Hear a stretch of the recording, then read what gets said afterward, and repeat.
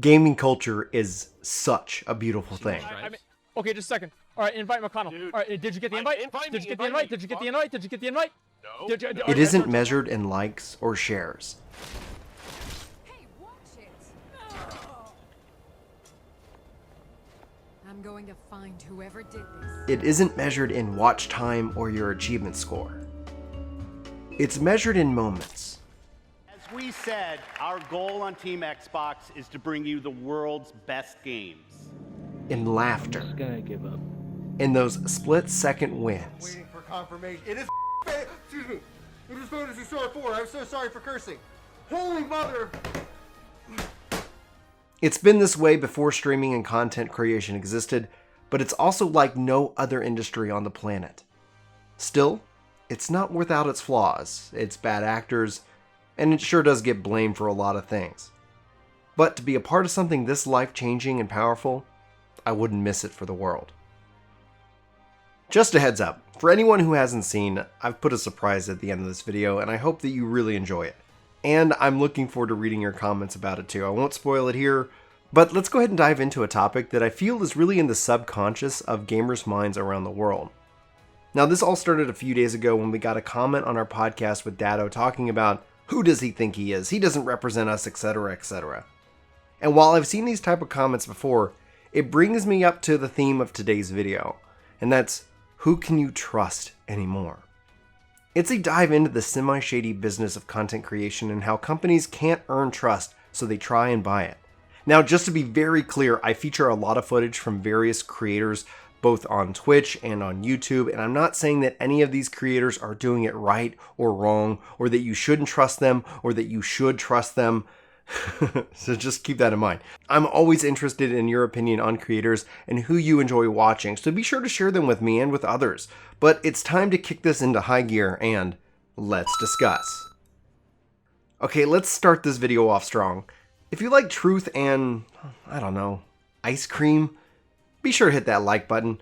And if for some reason you're more into moldy fruit, I don't know, be sure to hit that dislike button. I won't judge you. Publicly. Trust and truth are things that feel like they should belong together, right? And in the perfect situation, they obviously do, but in reality and in content creation, these things take on a whole different energy. Last week, I made a video on how I canceled my Borderlands 3 pre-order, and it actually blew up. Unexpectedly, it went beyond this community, and there was a lot that I actually learned from that video. First lesson, Borderlands fans apparently do not like Destiny, for the most part. Now, at first I was surprised, but when I really thought about it more, it kind of makes a lot of sense as to why. Now, I can share more thoughts on that subject on another video if you're interested, just let me know, but otherwise we'll move on. So in that video, while I'm speaking truthfully, I'm losing trust within the Borderlands community. We see these kind of situations like this unfold all over social media. And social media and gaming is rich with opportunities to connect with other gamers in ways that haven't been possible in the past. The ability to be seen and to talk to the camera creates a bond with the creator and their community, and it's that bond that is rife for opportunity and rife for corruption. Gamers can also be susceptible due to their passion for video games and gaming in general. But it's a lesson that is learned the hard way every year, and it's a lesson that's obviously easy forgotten. Just to give you an example, Twitch is currently the biggest game streaming platform for live content. It's the go-to source for gamers and for marketers. Now, you might have your personal preference as to Mixer, YouTube, DLive, and all the others, but we're just going to use that as our baseline. Now, personally, we'll just call ourselves a middle-class size creator here on YouTube, we're not often asked about our YouTube stats, but rather our Twitch stats. Your live viewer count, aka your concurrent users, seems to be the measuring rod that most creators, pretty much their value is tied to. Jumping platforms like Ninja did just the last few months ago really came at a cost, but not to the creator, but to the platform. The numbers I'm hearing for those with a decent sized audience is actually around $6,000 per month for roughly 72 hours streamed. It was really eye-opening for me to understand that streamers, those that are pretty much in the middle class to upper class, to steal a reference from MatPat over at Game Theory, are contracted into this gig creator economy. This is something that allows streamers to play other games than the one that they built their community around. This is also something that can give them some security to try new things and more things. But it's also a weak point when it comes to gaming culture, at least some of gaming culture. To illustrate this, just the other day, I was asked how much Microsoft paid me to say nice things about Gears 5. Now, I wish they paid me to make a video that I was already going to make in the first place. I'd obviously cash that check, but honestly, Phil Spencer, he just needs to put Final Fantasy XIV on the Xbox, and I'd call it even. But here's the thing. That comment is rooted in trying to find a way to remove trust. It's trying to discount my point of view and writing it off as a paid advertisement. If it was an advertisement, I would actually have to disclose that legally, and yet it doesn't matter. Because if I tell the truth, our preconceived bias, or what we want to believe, challenges that trust in that individual. It all boils down to what can we believe anymore? Get to the point already! Fair enough. Here's what I need you to absorb. Content creation, streaming, it's actually more like the Wild West. It's a lawless, for the most part, ever-changing world where people can make it rich or burn out just as easily. These platforms are burning and churning through these brave young creators, brave enough to hit that record button or brave enough to hit that go live button. And some make it all the way to the top. Now, change is coming. I don't know when, but at some point the laws that govern media companies are soon going to evolve and try to keep up with the rapid pace that is content creation. If you've ever thought about it, now's the chance to at least try. At some point the foundation will set and the winners will be decided, and we don't really know what that world's going to look like or what that's going to be. Now, if you decide to take this on, I challenge you to be truth and to represent it to the best of your ability. Why?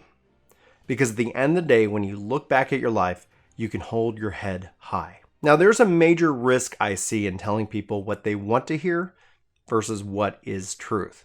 And that's the real challenge, and that's honestly a real question that I try to hold myself to daily. Now, I'm not a full-time content creator, and I'm also the sole breadwinner for my family, and so I personally take the challenge of truth very seriously. And it's in that vein that has me tell you this. I'm not going to lie. It's incredibly tempting. It's so very tempting. When we see offers come in for X game or talk about Y product, and there's a number attached to it, I'm not saying anyone is wrong for getting paid. And I don't believe that getting paid compromises your integrity. But I see it as when you live for those perks and you're afraid to lose those perks, that's what makes me question. It makes me question the concept of what it means to be a full-time content creator. It makes me wonder about that trust and what is real or what is being advertised. So this is not me saying that I won't do sponsorships on this channel.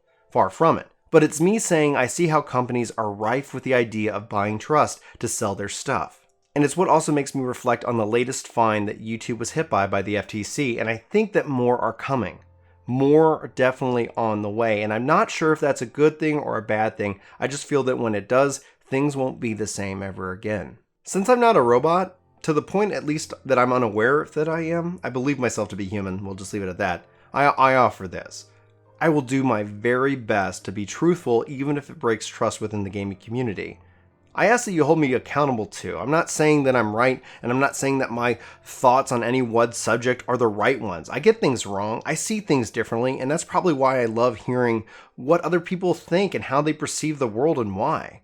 Perhaps it's just my Catholic upbringing or my Catholic DNA. Yeah, it's a thing. That's just who I am, or at least who I want to be. But with all that said, I leave this question to you. Who do you want to be? It's a loaded question, but feel free to share below, or you can always just share on Discord or DM me or something like that if you don't feel like sharing it publicly. Whatever suits you best. Now, at the start of this video, I promised you a surprise. I hope you really enjoyed this short of the first video I ever uploaded to YouTube back in the day. It's weird, it's got puppets, and if we get to like 100,000 subscribers or 100,000 likes on this video, I'll tell you why. Whatever comes first. Challenge accepted.